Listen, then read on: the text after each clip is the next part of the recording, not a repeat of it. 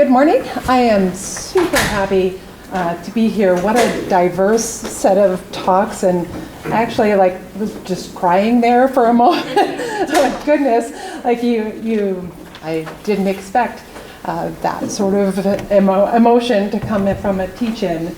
And so I'm really grateful to David Belker for organizing this. Thank you so much for doing that. Can we clap for him? Because I don't think, thank you. I think it is a tremendous thing, and I'm so grateful that all of you are here to hear this diverse set of talks. I am a psychologist, and so you probably didn't think, wow, the first person I think of to give a climate change talk is a psychologist. But I would argue that, yeah, the first person I think about when I think about climate change or changing people's behavior is a psychologist. I mean, that's what we do. We specialize in helping people change their behaviors. And so I am a particular kind of psychologist. I'm an environmental psychologist. I have a PhD in social ecology. How cool does that sound? And if you're interested in social ecology or environmental psych, today after my talk, I'm so happy to talk with you about my field and what I do as a researcher in the field of environmental psychology. Today, I was thinking about what could I talk about climate change, and so I'm going to focus on the topic of biophilia. And I don't know if you're familiar with this term, but I hope that after this 15 minutes is over, that you will be familiar with this term. So what I would like to really talk about is everyday nature and how important it is for us as humans to think about climate and climate change and nature in its larger sort of thought as something that we interact with every single day. Sometimes when I think about climate change, I think about some of the things that Tara was talking about, the melting glaciers and the Amazon burning, and I think about them as faraway places that I don't ever interact with. But I would argue that climate change is our everyday life. And we can do things, each of us can do things to help impact climate change in our everyday lives. And maybe one of those ways is by bringing nature into our life. And so one of the trends, one of the things that I study as an environmental psychologist is biophilic cities, or biophilia. And biophilic cities are human habitats that can also host, and I love this term, a menagerie of wild creatures. And that we in our everyday lives run across a huge menagerie of cool creatures. Did you run into any creatures today? Humans? Mosquitoes. What? Mosquitoes? Spiders? Did anybody run into the little gaggle of geese while you were walking in by the Woodhall parking lot? I ran into it, and one of them was limping, and I was like, oh, but we run into a menagerie of wild creatures in our everyday life. How lucky are we that we are on this campus where I feel like this campus is a biophilic campus, if I think about it. It's a habitat not only for humans, but for the wild creatures around us. Unfortunately, many of our urban areas, our cities that we live in, are not very biophilic. And we have extracted all of the trees and all of the swamps and the bogs and the messy places of nature, and we've taken them out of our cities. And with them, we've taken the creatures out of our cities as well. And so I'm going to make an argument of that bringing nature, everyday nature, not spectacular, crazy nature, but everyday simple nature into our cities and into the places where we live will make our world a better place and help us fight climate change. The term biophilia comes from Edward O. Wilson, or E.O. Wilson, that's how he refers to himself, from his Pulitzer Prize-winning book called Biophilia. And so I want to give him credit where credit is due, that this book actually inspired me to become an environmental psychologist. I love the thought that we can love creatures and nature in our everyday lives. This is also a super cool picture from Singapore of a building that is built with the principles of biophilic architecture, including wild nature in our everyday lives, like in balconies and rooftops of apartments where we live or work. I feel like biophilic city design is so important because cities need to be resilient. They need to be carbon neutral, like all of the things that we think are really important, but they also have to be a place that's inviting to the wild in order for us to be able to live and work in the best way that we can. And it's great for nature, and it's great for us, because nature helps us in so many ways. So this is the psychologist in me. I'm going to say, like, can we survive without nature? Actually, yeah. Some of us do it every single day. There are people who don't interact with nature at all, not a single moment, every single day. They go from their garage where they press a button and the garage door opens and they drive a car on a highway to a parking garage where they walk on a little, walkway to their office building where they work all day, walk back, never set foot in the city or in the ground, get in their car, drive back to their house, shut the garage door, and go and watch TV or go on YouTube or whatever.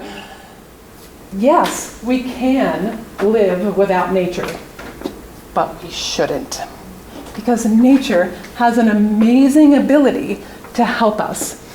We know that everyday nature that we run into every day helps us in so many ways. Psychologists know that interaction with nature helps our brains. It helps us feel more creative. It actually helps us take more time to make decisions. If you are in nature, you think more thoroughly before taking action. It helps us think more clearly as well. One of the best things about nature is that it reduces stress. We know this in many different ways, like biologically, physiologically. Being in nature reduces your blood pressure. Why have we eliminated nature from our cities? What are we thinking? We're not thinking, because maybe we're not in nature to think clearly in that way. And so I would say that nature is an amazing thing for our brains, for our bodies, for our mental health. It helps with depression and other sorts of things that we deal with on an everyday basis. And so I would say that interacting with nature is not something that you should do on vacation. How many times this semester have you thought to yourself, oh, I can't wait until I am on vacation so that I can be not stressed out? Like thinking about a future vacation out in nature, thinking, oh, I can't wait until the weekend when I get to go to the lake. Or, man, I can't wait until January when I take the trip to Costa Rica or wherever you're going. I would argue, how about we say, I can't wait until I step outside and interact with that tree and those geese and those squirrels and whatever. I can't wait for my stress to be reduced by standing underneath a leaf-covered canopy of trees. That would be great. So here are some places for inspiration, some places that I have been studying for my conservation psych class. My favorite biophilic city currently in the whole entire world is in Singapore. Singapore is doing amazing things because they must, because the air quality in Singapore is so horrendous. It was like emergency that they must do something, and they use the biophilic design principles to help mitigate their air quality issues. And so these are just some of the things. This is a farther away picture of that first picture that I showed you of the Park Royal. This is an apartment complex, business, office space, as well as a hotel, all combined. But look at how they've included nature in the balconies and the rooftops. This is another example where greenery grows on the facade of a building, that you use building materials that invite nature to creep up on it and to grow up on it. And so we call that in architecture vertical greening. And it's a great way to bring nature into the city. This is a really super famous place called Gardens of the Bay. You might have, if you saw the movie Crazy Rich Asians, if you saw that movie, you might recognize that. I think they had their wedding at nighttime on the top of one of those places. Super cool kind of biophilic design where nature can creep up to these human-made structures. And also they built this walkway that connects them. This is in the heart of Singapore's downtown. How wonderful. It also is producing or cleaning, helping clean the air while beautifying the city and bringing nature and all the wild creatures that go along with it back to Singapore. In Oslo, Norway, 2/3 of the city of Oslo is protected forest. Protected by the city itself. And they're doing a really cool thing where they're trying to connect the other parts of the city, the other 1/3 of the city, to these protected forests, so that people, when they go on a bus route, let's say, you need to go downtown for work, it purposefully drives you through the forest to get there, like to give you that access to nature on your commute to work. Closer to home in the United States, in Portland, which I had the pleasure of visiting a few weeks ago, you know, the Pacific Northwest is famous for the amount of rainfall that it has. And so it used to be that it would rain a ton and all of the water would just wash away on the cement and then go down the drains. They did a huge remodel and created something called a green loop in this city. And they created on the sides of roads this rainwater collection and cleaning by using gardens and rocks and charcoal underneath it. When it rains a ton, it collects in these little bins and then it cleans it. And then eventually it will spill over when the rain gets enough, but it's already cleaned rainwater going into the drains. That super cool biophilic design, thinking about how nature can interact with us.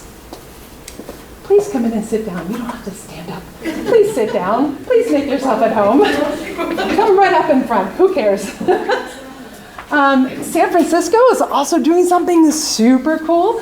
They're called parklets. They are basically a takeover of parking spots on city streets in San Francisco. This actually started with a movement, a conservation movement, and now it's more permanent, where they take these parking spaces and convert them into something cool, like some greenery and some plants and things like that. Also places to store your bike, to make these streets invite in nature. There's also lots of granting agencies that are working in San Francisco for butterfly restoration in the city to bring butterflies into urban places. Cool stuff. What about the diversity of animals, creatures that are already in urban places. Sometimes you think about, it's kind of strange. I think, wow, cities don't have any wild creatures at all. Sometimes I think that. You would actually maybe be slightly wrong in that some parts of the city still harbor some of the oldest trees that we have in the United States. Because of farming has clear-cut many of our forests, and there are protected trees that are in urban places. This is a giant elm tree, or the largest poplar tree in New York is actually in Queens. You wouldn't think that. And it houses some of the most diverse parts of creatures that we have in many of the parts of the US. And so I would argue that it's important to retain the biophilia that we have, the creatures that we have, and then to expand it.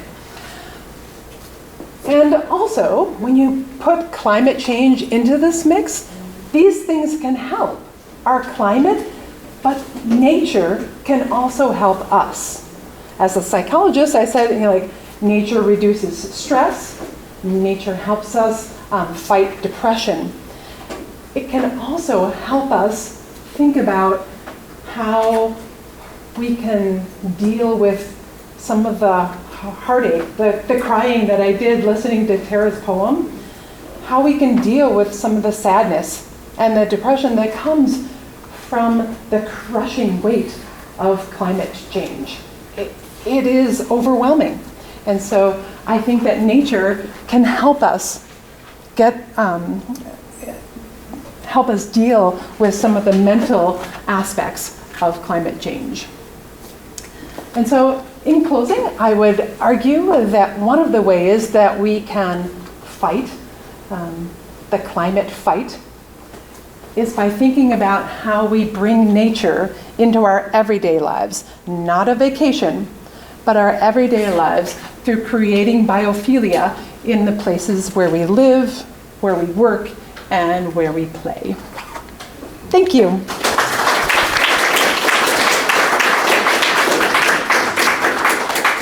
I know it started early, but did anybody have a question that you wanted to ask?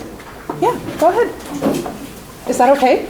Oh yeah, sure. You can. Go. I was actually wondering, when did they start the product there in Singapore? So I shouldn't answer this because I'm not 100% sure, but I'm going to say like seven years ago is when they started the Gardens of the Bay project, when it was mostly like when it was approved and started building it was 7 years ago, which was not that long ago.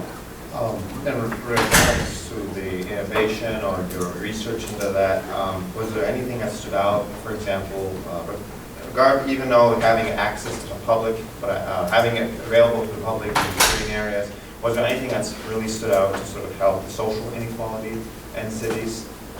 Like yes. Homeless and homeless, I think, is maybe a different issue, but definitely I have things to say about that, but it's not related to biophilia. But I definitely think that biophilia, if includes the whole entire city, then it can address some of the social inequality issues that can happen. And so if it's not only just the beautiful parts of the city, but all parts of the city, then I think that it can make an impact. When I think about like this picture of these buildings, if we build buildings with materials that invite growth, it can happen anywhere. Nature is amazingly resilient, right? It can grow anywhere. You see a little flower growing in a crack or of the sidewalk or whatever. But if we purposefully create places, even in the poorest neighborhoods, building with materials that invite nature in, I think that everyone in the city, regardless of income, could benefit from that. It's free. Once you build a building, nature does its thing for free. You don't have to pay to grow those flowers or grow this moss or grow this grass. It comes naturally. Does that sort of answer your question? Definitely, yes, especially with the effects of the cooling from the leaves Yes. and then the CO2 cycle, and yeah, it's absolutely. universal. Yes, yes, yeah. Enjoy your talk here, Georjeanna. I'm wondering about, do you think how important do you think it is that this sort of experience with nature is to help people understand sort of this abstract nature of climate change somewhat, and particularly, the idea of carbon cycle, and Biophilia. It seems so abstract, but obviously experiencing nature can make the abstract much less abstract. I couldn't agree more. And seeing it happen, seeing the stuff grow on your walls, like you can touch it and feel it, and it becomes more real, even to someone who doesn't understand the carbon cycle or what do you know. I think that's great. Awesome. Yeah, I'm sorry. No, you. No, I wasn't going to interrupt. I was thinking about, your work as a psychologist and the concept of biophilia and just what that says about us as human beings as part of the web of life on this planet, that we also are gifted with a love for that life. And I mean, as you so Yes. persuasively articulated, that we need that for our health. Absolutely. Because we shouldn't live without nature, but we do, and it should not be acceptable. That's my argument, is that it is unacceptable for us to, as humans, to live without nature. Did you have a question? Just really brief? About this idea, but do you think that it would be possible for us to kind of incorporate this kind of a design to our campus? Mhm. Yes, and I think it's already happening somewhat as well. The green roof design is definitely something. I don't know much about the new engineering building, but I would like to learn more, and I'm sure there are others who could speak to that better. But yes, absolutely. I think about the slow food gardens, like on the plaza. That plaza between the Union and Theater Hall used to be just cement, and now it's like a living, producing garden. That to me is biophilia right then and there, and I'm sure there are other examples that I'm not aware of and that I'm not speaking to. So thank you.